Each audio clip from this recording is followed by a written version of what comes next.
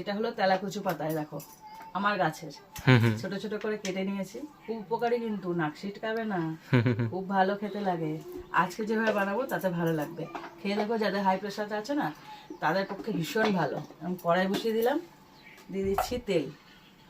অনেকে ভাবে এটা আবার খায় না, তো টিয়া পাখিতে খায় ফলটা, খেতে পুরো শশার মতো, খুব ভালো। আমি খাচ্ছি আজকে শাকটা, এর ফল আমি সবে ধরেছি, ওটাও দেখাবো।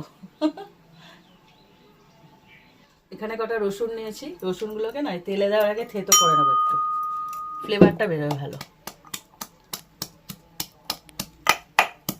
তেলটা পুরোপুরি গরম হয়ে গেছে, এবার দিয়ে দিচ্ছি কালো জিরে। আর যে রসুনটা থেতো করলাম, ওই থেতো করা রসুনটা।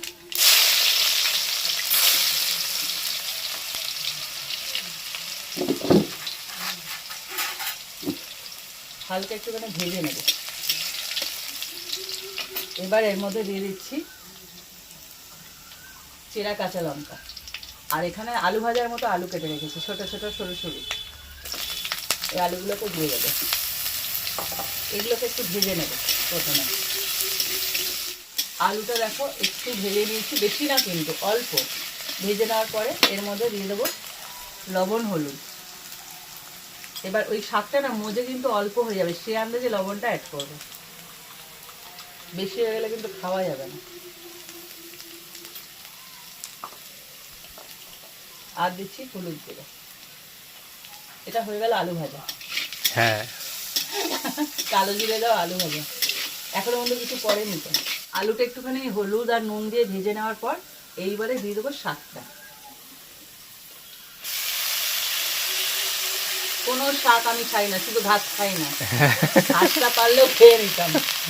তোমরা, আমি হয়তো জানি না ঘাসেরও অনেক উপকারিতা আছে, খাওয়া যায়, কোন দিন জানতে হবে সেটাও খেয়ে নেবো, চিন্তা ওটাই বাকি আছে। ওটাই বাকি আছে। শাক লতা পাতা দেখলে আমার মাথা খারাপ হয়ে যায়, খুব ভালোবাসি খেতে। এটাকে একটু নেড়ে চেড়ে নেবো হালকা আছে, যতক্ষণ না পুরোপুরি শাকটা আর আলুটা সেদ্ধ হয়ে যাচ্ছে ততক্ষণ মতো নেড়ে চেড়ে যেতে হবে। তৈরি হয়ে গেছে দেখো আলু দিয়ে তেলাকুচু পাতার ভাজা। এবার তুলে নেব, খেয়ে দেখো। যেহেতু রসুন পড়েছে আর কালো জিরে দিয়ে করেছি, খুব ভালো লাগবে, সাথে আলুও আছে।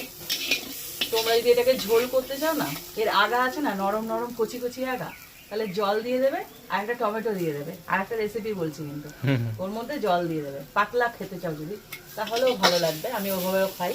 তো আমি ভাজা করলাম আজকে।